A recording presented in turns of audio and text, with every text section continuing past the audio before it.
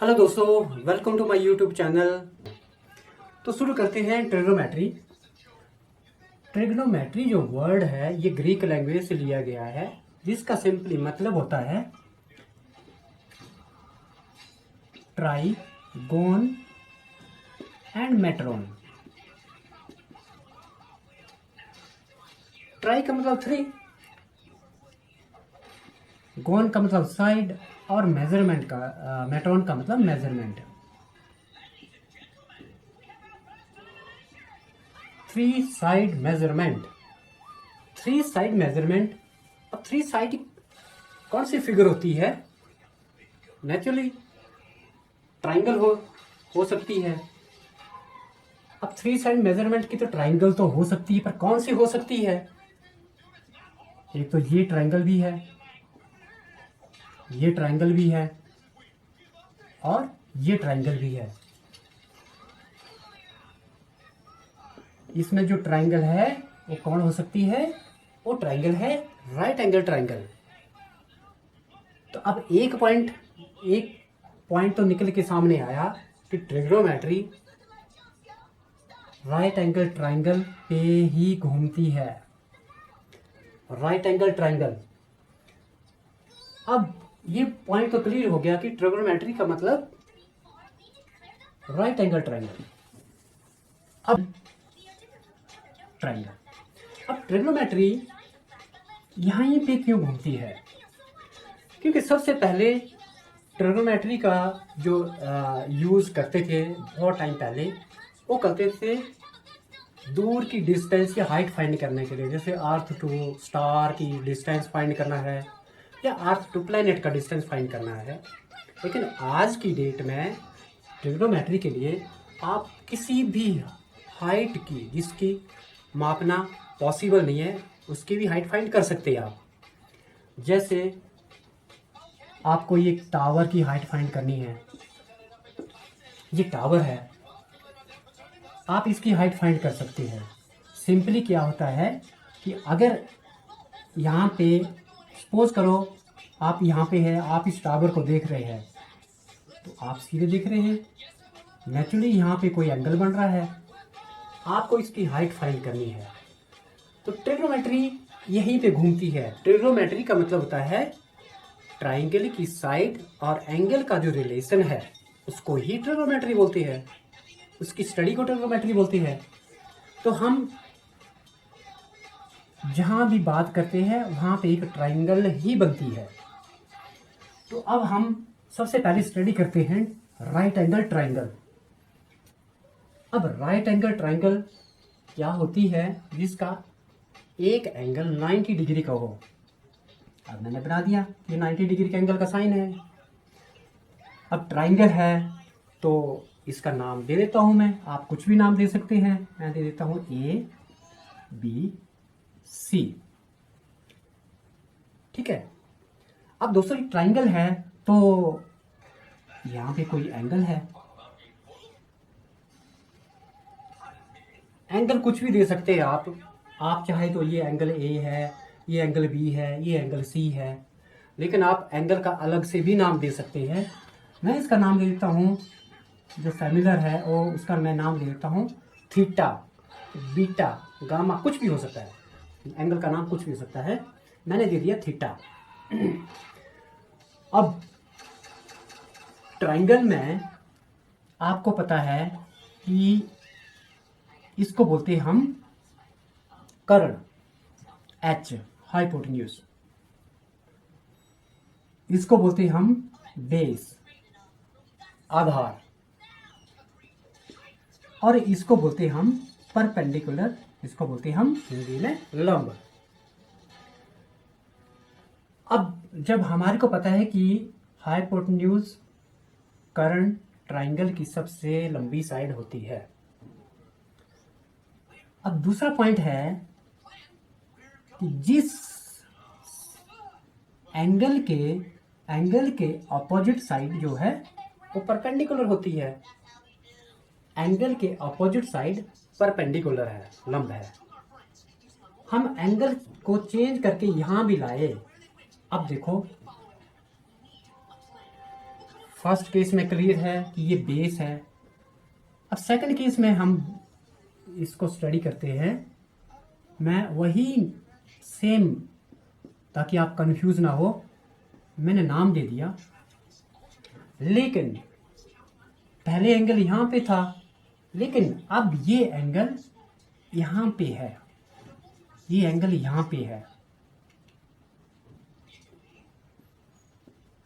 अब ये एंगल यहाँ पे है, तो मैंने क्या बोला है, यहाँ पे कंफ्यूज नहीं होना है।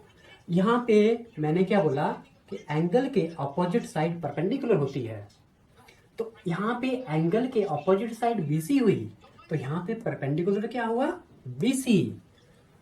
तो यहाँ पे ये परपेंडिकुलर, हाइपोटेन्यूज कभी चेंज नहीं होता है, कर्ण वही साइड रहती है, कभी चेंज नहीं होती है। ये H और ये आ गया आपका बेस। आप समझाया? क्योंकि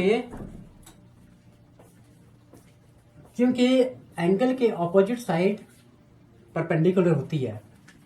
अब जिस साइड पे एंगल बनता है वो हमेशा बेस होती है। अब इस साइड पे BC पे एंगल बना तो BC बेस है। अब यहाँ पे AB पे एंगल है तो AB बेस है। ये चीज क्लियर हो गई है। एंगल के अपोजिट की साइड हमेशा परपेंडिकुलर होती है और हाइपोटेन्यूज कभी चेंज नहीं होता। हाइपोटेन्यूज एक स्लांट हाइट है, स्लांट हाइट पे कभी भी एंगल नहीं बनता है। एंगल बनता है या इस साइड पे बनेगा या इस साइड पे। तो अब आगे हम शुरू करते हैं। अब ट्रिग्नोमेट्री में पहला पॉइंट हमारा ये निकल के आया, राइट एंगल ट्रायंगल। अब हमने राइट एंगल ट्रायंगल को अच्छे तरीके से स्टडी कर लिया है। अब जो सेकंड पॉइंट है राइट एंगल ट्रायंगल है, तो सेकंड पॉइंट बहुत इंपॉर्टेंट है जो पूरी ट्रिग्नोमेट्री में ही यूज होगा। वो है पाइथागोरस थ्योरम। आपने बहुत पहले कर भी ली है, आपने शायद ट्रायंगल में पढ़ा भी है पाइथागोरस थ्योरम। मैं शॉर्टकट में लिख रहा हूं पाइथागोरस थ्योरम। अभी पाइथागोरस थ्योरम क्या होती है? पाइथागोरस थ्योरम होती है कर्ण का वर्ग इक्वल टू आधार का वर्ग जमा लंब का वर्ग। ये बहुत इंपॉर्टेंट है। पूरी ट्रिग्नोमेट्री में आप इसी के ऊपर ही काम करेंगे।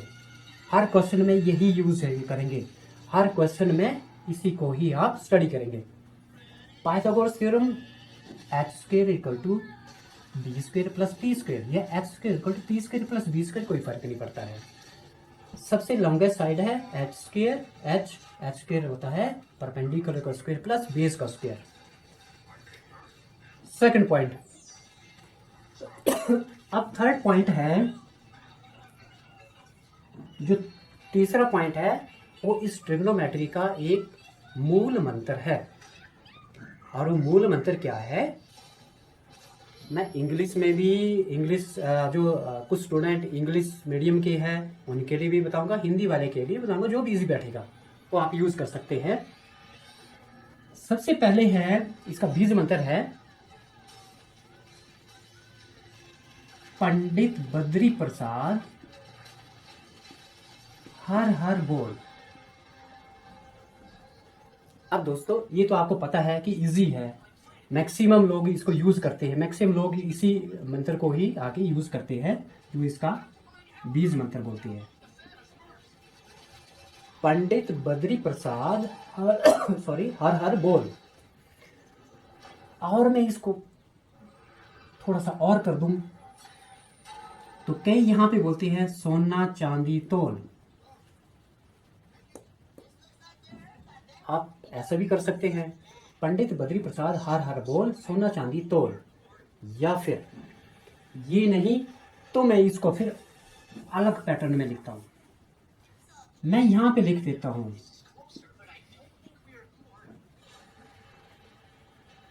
सम। इसको आप अपने, आपके पास कोई और भी नाम है, किसी नाम से भी आप इजीली इसको रट सकते हैं।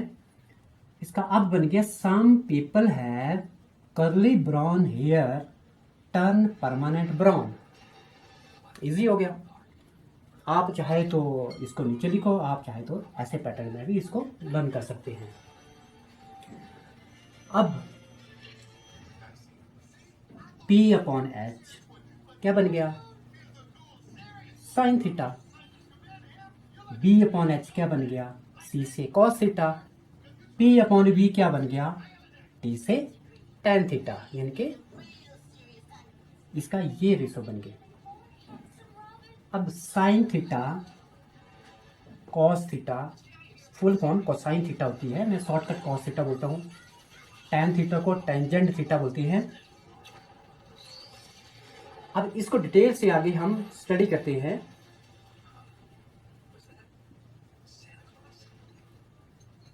ट्रिग्नोमेट्री में टोटल 6 रेशो होते हैं। फर्स्ट 3 तो ये है, पहला है साइन थीटा, दूसरा है कॉस थीटा और तीसरा है tan थीटा। ये 3 तो आपको याद है। साइन कॉस tan क्या है, साइन कॉस tan। अब मैंने बोला 6 रेशो, तो 3 रेशो कौन होंगे, वो 3 तो ये है और 3 जो अगले है वो है इसके रेसिप्रोकल। रेसिप्रोकल का मतलब उल्टा। अब साइन थीटा होता है P upon H, cos theta होता है B upon H, tan theta होता है P अपॉन B। ये क्लियर है। अब मैंने बोला अगले 3 रेशो इसके उल्टे हैं, तो अगले 3 रेशो किसका उल्टा। अब मैं बोला sine theta P upon H है, तो इसका उल्टा करूंगा तो H ऊपर P नीचे, तो H अपॉन P क्या होगा, वो साइन थीटा का उल्टा होगा, वो होता है कोसेकेंट थीटा। कॉस का उल्टा क्या होता है, सीकेंट थीटा। tan का उल्टा क्या होता है, कॉट थीटा।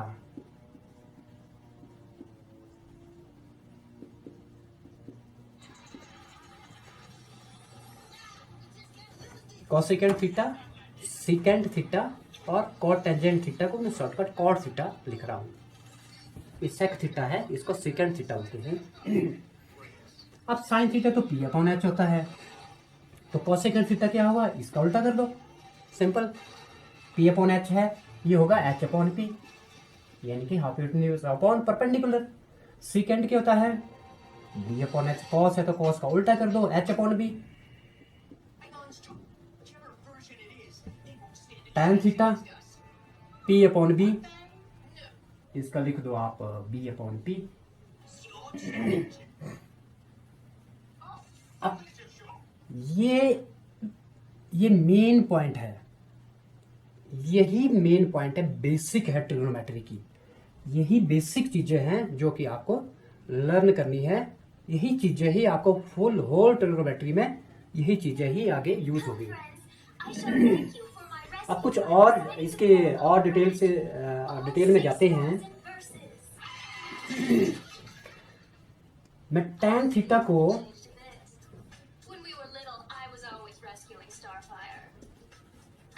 को मैं लिखता हूं sine theta upon cos theta. Cot theta को लिखता हूं मैं cos theta upon sine theta. अगर मैं एक ट्रिक बताऊं आपको, आपको पता है कि परपेंडिकुलर ऑलवेज जो है वो सीधा होता है, बेस नीचे जो एक प्लेन बेस जो है वो प्लेन होता है। तो ये परपेंडिकुलर है, ये बेस है। अब देखो ये परपेंडिकुलर है, ये बेस है, P अपॉन B बन गया। P अपॉन B का मतलब आपको लग रहा है कि ये उल्टा T है, लेकिन आपको इसको इस तरीके से भी समझ सकते हैं कि जो उल्टा T है, परपेंडिकुलर है, बेस है, उल्टा T है, सीधा करेंगे तो tan बनेगा। तो tan थीटा सिंपल यहीं से कर दो आप, उल्टा T का मतलब परपेंडिकुलर अपॉन बेस हो गया, दैट इज tan थीटा, और T हो गया कॉट थीटा। तो ये आप इसको इससे भी समझ सकते हैं, इससे भी अंडरस्टैंड कर सकते हैं। तो आप चाहे तो इसको नोट भी कर सकते हैं पेन कॉपी पे, ये मेन बेसिक है, इस चीज़ को आप नोट डाउन भी कर सकते हैं। तो चलते हैं नेक्स्ट, मूव करते हैं अगले स्टेप की ओर। तो मैं इसको इरेज करता हूँ। जैसे कि मैंने बताया कि हाइपोटेन्यूज सबसे लंबी साइड होती है ट्राइंगल की। अब मैंने बोला P/H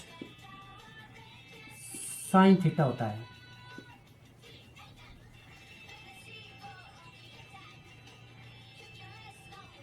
हम इस एंगल का कुछ अपनी मेजरमेंट ले लेते हैं। ये 5 है, सबसे लंबी साइड है तो इसकी मेजरमेंट भी ज़्यादा ही होगा। 5 है, ये 3 है और ये 2 है। अब साइन थीटा P/H होता है। अब परपेंडिकुलर क्या है, यहाँ पे परपेंडिकुलर है 3, क्योंकि एंगल के ऑपोजिट साइड परपेंडिकुलर है। 3/5, तो ये साइन थीटा की वैल्यू है। अगर हम 3 को 5 से डिवाइड करेंगे तो नेचुरली ये आएगी 0 पॉइंट समथिंग समथिंग, यानी कि लेस देन 1 ही होगी।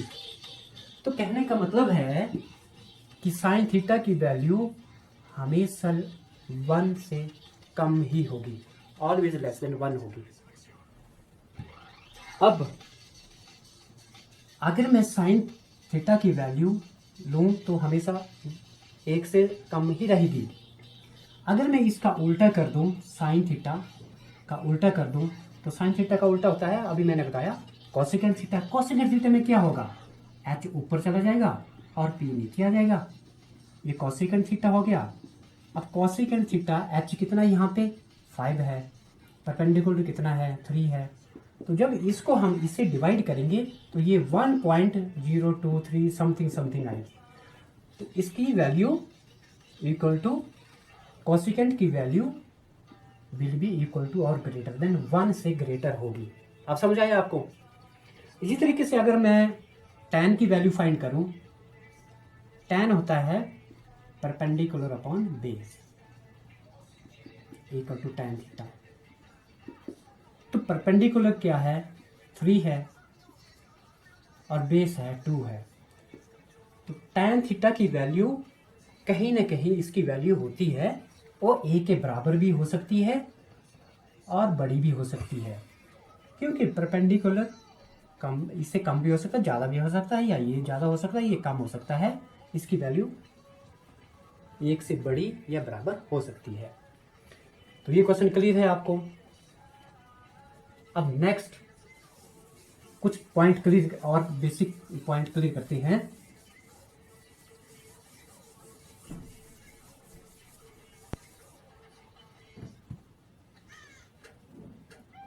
साइन थीटा,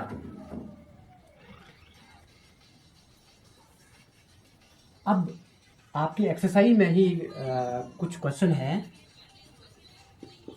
ये साइन थीटा है, sine of angle theta, sine theta, इसका मतलब ये नहीं कि ये इसका प्रोडक्ट है, ये इसका प्रोडक्ट नहीं है, ये साइन ऑफ एंगल थीटा है। It is not a product of sine into theta, मतलब ये साइन और थीटा का प्रोडक्ट नहीं है, ऐसा नहीं होता है। ये इसका प्रोडक्ट मल्टीप्लिकेशन नहीं होती है। अब नेक्स्ट चलते हैं, एक क्वेश्चन लेते हैं। क्वेश्चन है, मैंने पहले लिख दिया है ताकि लिखने में जो टाइम है वो आपका बच जाए। In given figure find tan p minus cot r, और ये फिगर हमारे को गिवन है। ये पी क्यू आर ट्राइंगल है, पी क्यू हमारे को 12 दिया है, क्यू आर 5 है। अब ये आपको पता है कि ये परपेंडिकुलर है और ये बेस है, तो सबसे पहले हम फाइंड करेंगे इसकी थर्ड साइड। थर्ड साइड के लिए हमारे को अप्लाई करना पड़ेगा पाइथागोरस थ्योरम।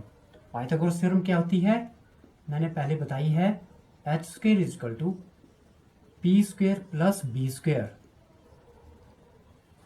एच स्क्वायर तो फाइंड करना है हमने, एच स्क्वायर को एज इट इज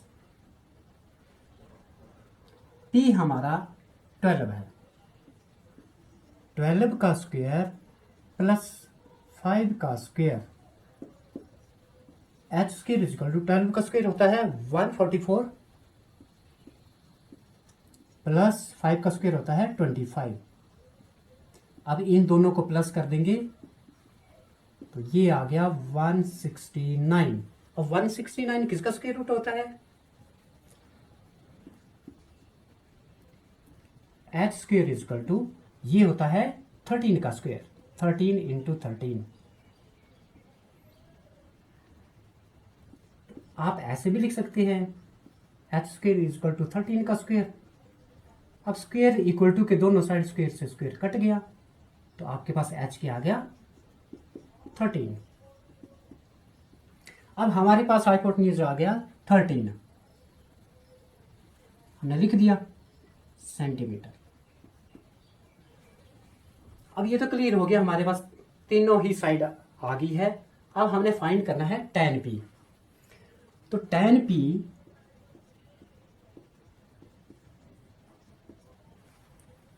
p है तो ये एंगल यहां पे है tan p। तो अब हमने इसको किसको आधार लेना है, किसको लंब लेना है, मैंने आपको पहले बताया है कि एंगल के ऑपोजिट की जो साइड है वो परपेंडिकुलर है। तो मतलब इसमें परपेंडिकुलर 5 है और बेस है 12। अब tan p क्या होता है, मैंने आपके लिए यहां पे लिख के रखा है tan p। tan होता है p अपॉन v, आप यहां पे लिख सकते हैं p अपॉन v। अब यहां पे परपेंडिकुलर है 5, ये आ गया 5 अपॉन बेस है 12, tan p आ गया 12। ये क्लियर है। अब एक तो आ गया tan p आ गया। अब हमने फाइंड करना है cot r। अब cot r, अब मतलब ये एंगल अब यहां पे है r, एंगल यहां पे है तो ये बेस है, एंगल के ऑपोजिट की साइड परपेंडिकुलर होगी। अब इस केस में ये बेस होगा और ये होगा परपेंडिकुलर। और cot r क्या होता है, cot होता है tan का उल्टा होता है। तो tan p अपॉन b, तो cot r होगा इसका उल्टा b अपॉन p।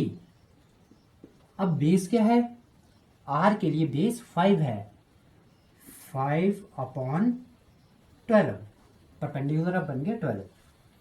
आ गया हमारे पास tan p minus cot r।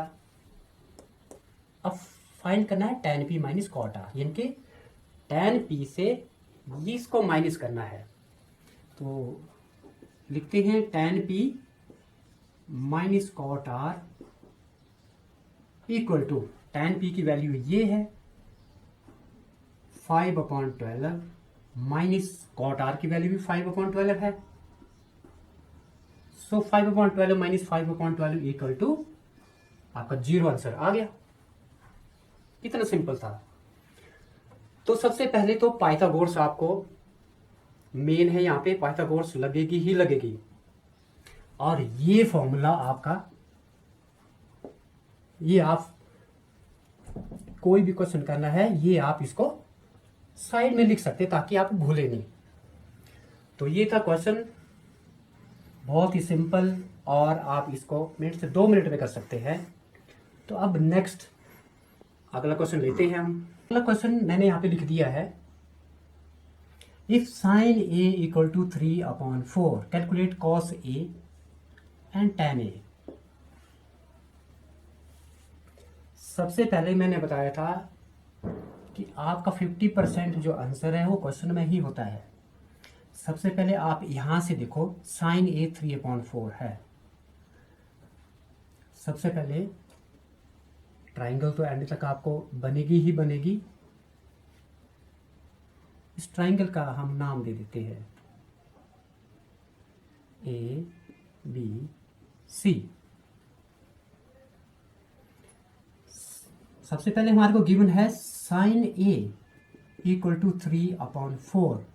अब आपको पता है कि साइन ए किसके बराबर होती है, p अपॉन एच। साइन ए p अपॉन एच। हम यहाँ पे आपके लिए इजी के लिए लिख देते हैं P अपॉन एच। तो P कितना हुआ 3, H कितना हुआ 4। अब यहाँ पे लिख दो आप, H है 4 और परपेंडिकुलर है 3। हमारे को थर्ड साइड फाइंड करनी है, इनके हमारे को बेस फाइंड करना है, क्योंकि एंगल ए में है तो ए में है, ये बेस है, ये परपेंडिकुलर है। हमारे को थर्ड साइड फाइंड करने के लिए तो पाइथागोरस ही लगानी पड़ेगी। तो पाइथागोरस से हम लगाते हैं H square is equal to P square plus B square. H हमारे को गिवन है 4 का स्क्वायर इक्वल टू 3 का स्क्वायर और बी स्क्वायर तो फाइंड करना है। अब 4 का स्क्वायर होता है 16, 3 का स्क्वायर होता है 9 प्लस बी स्क्वायर। अब मुझे बेस फाइंड करना है, तो मैं क्या करता हूं, मैं 9 को यहां पे लाता हूं, यहां पे प्लस है, यहां पे माइनस हो गया, इस साइड आ गया बी स्क्वायर। अब 16 माइनस 9 कितने होते हैं 7, मैंने यहां पे लिख दिया 7 इक्वल टू बी स्क्वायर। तो बी कितना होगा, बी होगा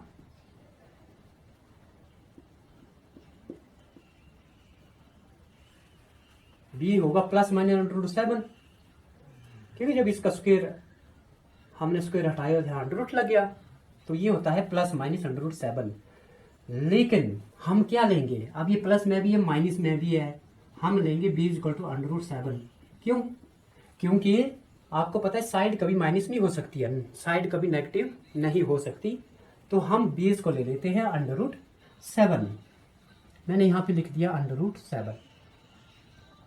अब हमारे पास तीनों साइड आ गई है। अब हम फाइंड कर सकते हैं, आपको चाहे ऑल रेशो फाइंड करने हैं, आपको तो सिर्फ यही फाइंड करने हैं साइन ए एंड टेन ए। तो लिखते हैं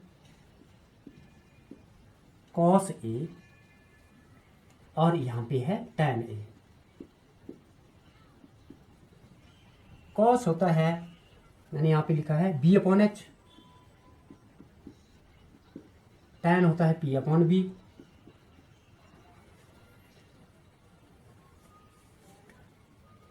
अब आपको बी अपॉन एच यहाँ पे देखना है, तो ये बेस है और एच तो 4 है, अंडर रूट 7 अपॉन 4, और ये आ गया आपका tan होता है p अपॉन बी। तो p कितना है 3 और बेस है आपका अंडर रूट 7।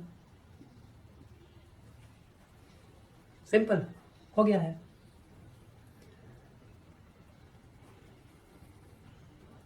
दो मिनट का क्वेश्चन था।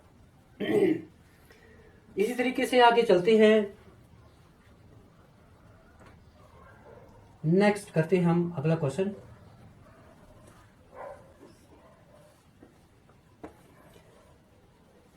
तो नेक्स्ट क्वेश्चन ये रहा,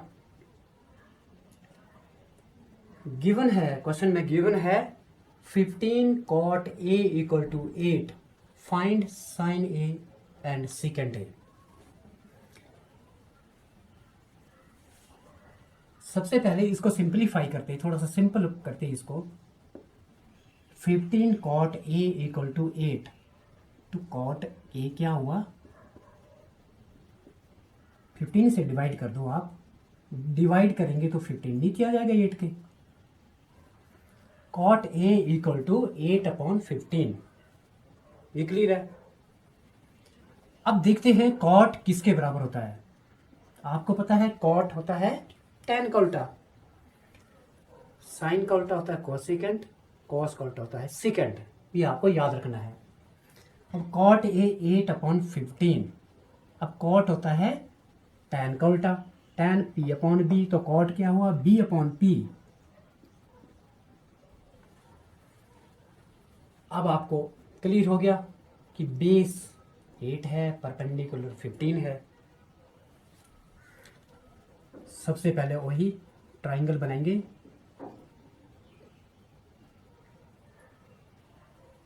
ट्राइंगल का नाम दे दिया ए बी सी। ध्यान रखना है आपने कि एंगल ए है तो आपको सिंपली यहीं से ए बी सी शुरू करना है। अदरवाइज आप इसको ए बी सी यहाँ पे देते, अगर यहाँ ए होता तो क्या होता, अगर ये ए होता तो एंगल यहाँ पे होता तो परपेंडिकुलर ये बनना था, इसलिए हमने नीचे बेस को नीचे ही रखा है। ट्राइंगल का नाम लीजिए ए बी सी, ताकि परपेंडिकुलर ये बेस।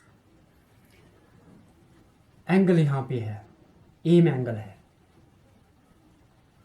अब यहां देखो base equal to 8, perpendicular equal to 15, तो थर्ड साइड फाइंड कर लो पाइथागोरस लगा के।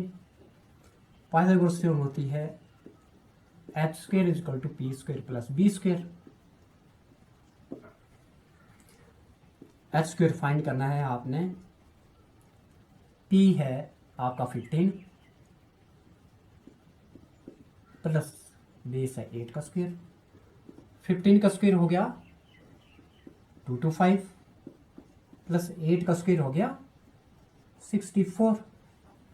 तो इसको प्लस कर दो, कितना हो गया 5 प्लस 4 हो गया 9, 6 to 8 289, यानी कि H square is equal to 289। अब 289 किसका स्क्वायर होता है, H square is equal to ये होता है 17 का, 17 का स्क्वायर, या आप इसको 17 इंटू 17 भी लिख सकते हैं। एच आपका ये आ गया, जब स्क्वायर हट गया तो यहाँ पे अंडर रूट लग गया, तो आपको पता है स्क्वायर अंडर रूट कट जाता है, तो एच आ गया हमारे पास 17, H is equal to 17 centimetre. तो हाइपोटेन्यूज आ गई हमारे पास 17। अब आगे तीनों साइड आपने फाइंड करना, जो फाइंड करना है कर लो आप। अब sign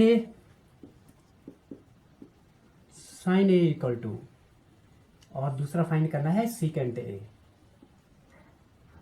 sign A P upon H होता है, और सीकेंट कॉस का उल्टा होता है, कॉस बी अपॉन एच होगा, तो ये एच अपॉन बी।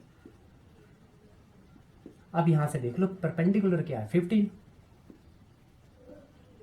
एच है 17, यहां पे एच है 17 और बेस है 8। हैंस प्रूफ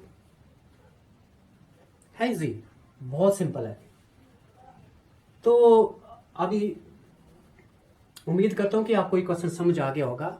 फिर भी आपको कोई भी एक्सरसाइज में कोई भी डाउट है तो आप नीचे कमेंट बॉक्स में मुझे जरूर लिख सकते हैं, मैं अगली वीडियो में उसको कोशिश करूंगा कि आपके जो भी डाउट है उसको क्लियर हो जाए।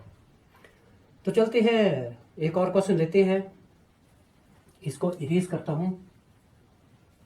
क्वेश्चन है, मैंने लिख दिया है, if angle A and angle B are acute angle such that cos A equal to cos B, TPT का मतलब मैंने शॉर्टकट में लिखा है, then prove that angle A equal to angle B. आपको प्रूव करना है कि अगर ए और बी एक्यूट एंगल है और cos A equal to cos B, तो एंगल ए और बी बराबर है या नहीं, अगर बराबर है तो कैसे, वो हम प्रूव करेंगे।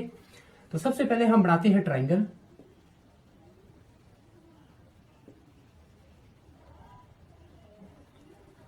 अब ट्राइंगल का नाम देना है हमने। यहां पे है angle A and angle B acute angle, तो एक्यूट एंगल ये है, ये राइट एंगल ट्राइंगल है, 90 डिग्री का है, मैं नाम देता हूं ए बी सी। क्लियर है। अब सबसे पहले हमारे को एक थ्योरम की तरह क्वेश्चन है ये। सबसे पहले हमारे को इसमें गिवन है angle A and angle B are acute, और क्या गिवन है, cos A equal to cos B भी गिवन है।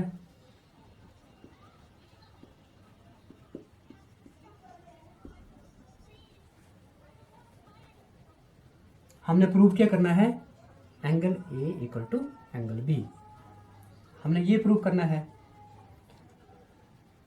तो मैंने क्या बताया था कि 50% जो उसका आंसर है वो इस क्वेश्चन में ही होता है। हम यहाँ से देखते हैं कॉस ए कॉस बी। अब कॉस ए किसके बराबर होता है, यहाँ पे देख लो, बी अपॉन एच।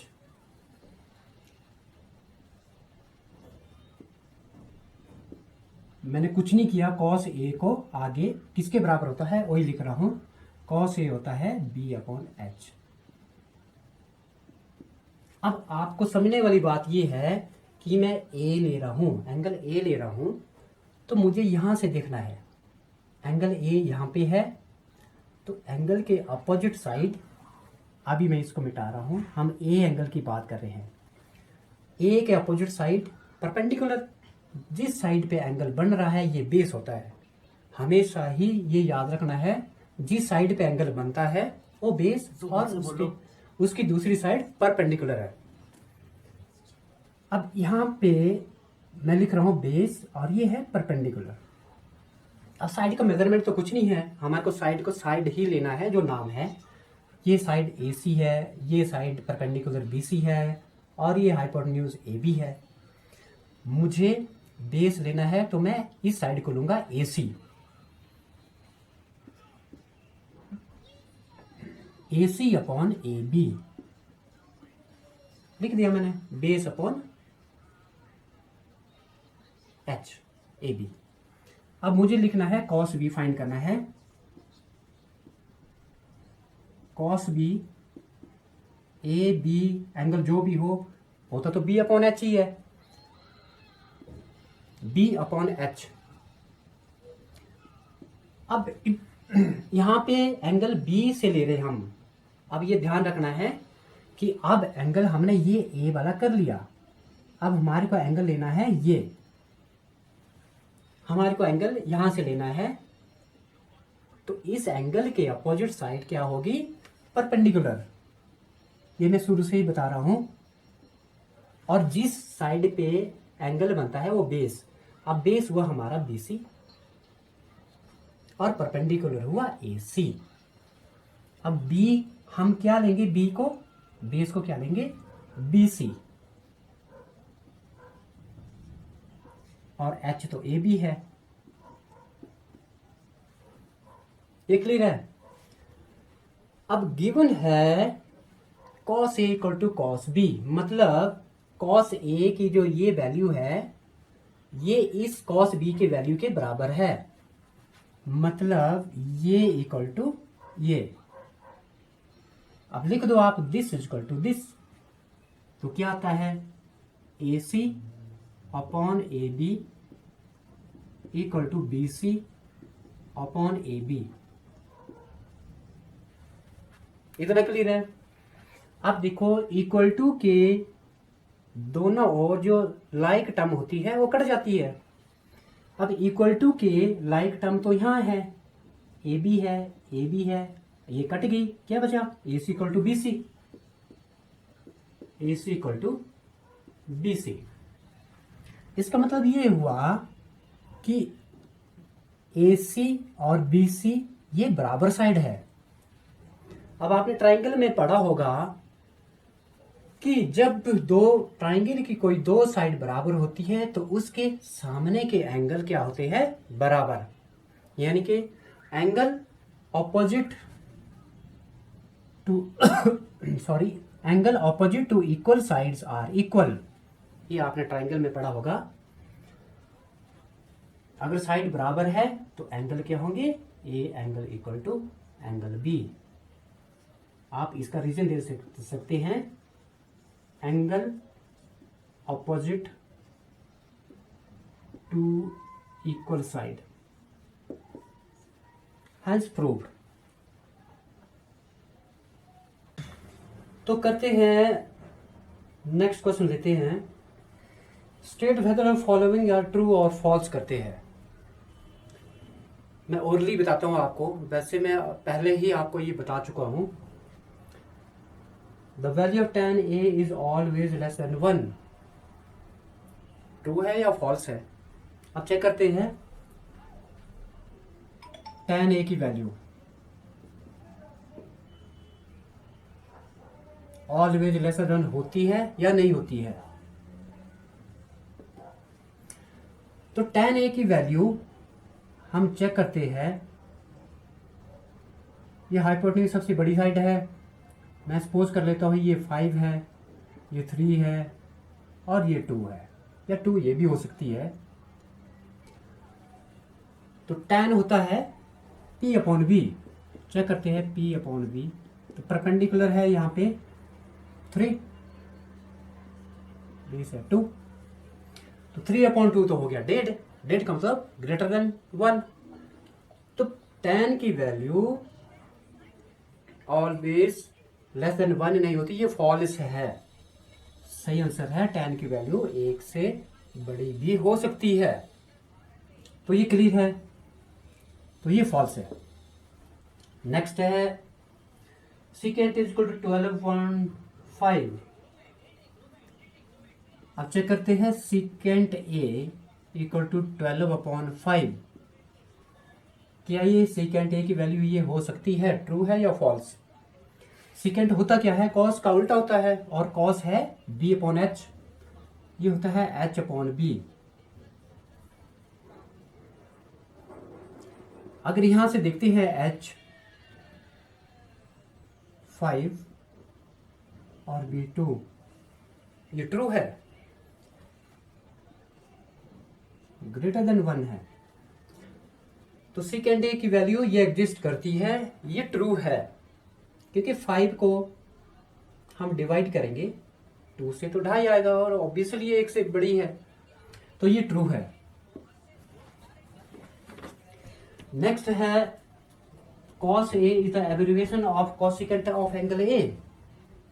अब मैंने आपको पहले बताया था cos a ये किसका एब्रिविएशन होता है? Cosine a। कोसाइन a का शॉर्टकट हम cos a बोलते हैं, तो ये cosecant नहीं है, cosecant ऑफ एंगल a, तो ये नहीं है, ये फॉल्स है। ये फॉल्स है कि cos a shortcut cosecant a का होता है। अरे भैया cosecant a अलग है, कोसाइन a का शॉर्टकट है cos a, तो ये फॉल्स है। नेक्स्ट है cot a is the product of cot and a।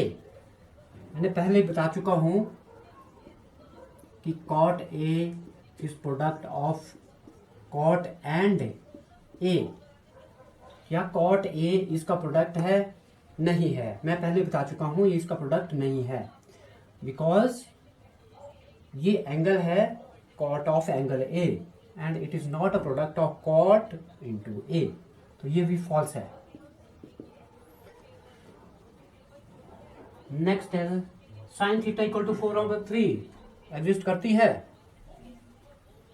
Sign theta equal to 4/3 ये एग्जिस्ट करती है। और साइन थीटा होता क्या है? P upon H। अब यहां पे परपेंडिकुलर कितना है? 3/H है 5। साइन थीटा तो मैंने पहले भी बताया था कि ऑलवेज लेस देन 1 होता है, लेकिन कैसे? लेकिन जब भी किसी के डिनोमिनेटर बड़ा हो, न्यूमरेटर छोटा हो, तो ऑलवेज लेस देन 1 ही होती है, कभी भी ग्रेटर देन 1 नहीं होती। साइन की वैल्यू ऑलवेज लेस देन 1, तो ये जो है वो फॉल्स है। तो उम्मीद करता हूं कि आपको ये वीडियो पसंद आई होगी। अगर आपको वीडियो पसंद है तो लाइक और शेयर जरूर करें। हमारा नेक्स्ट टॉपिक होगा ट्रिग्नोमेट्रिक आइडेंटिटीज और ट्रिग्नोमेट्रिक टेबल कैसे बनते हैं। तो आप चाहते हैं कि इसका टाइमली आपके पास नोटिफिकेशन अलर्ट आता रहे, तो आप नीचे दिए गए बटन को, रेड बटन को सब्सक्राइब करना ना भूलें। तो चलिए मिलते हैं नेक्स्ट वीडियो में एक नए टॉपिक के साथ।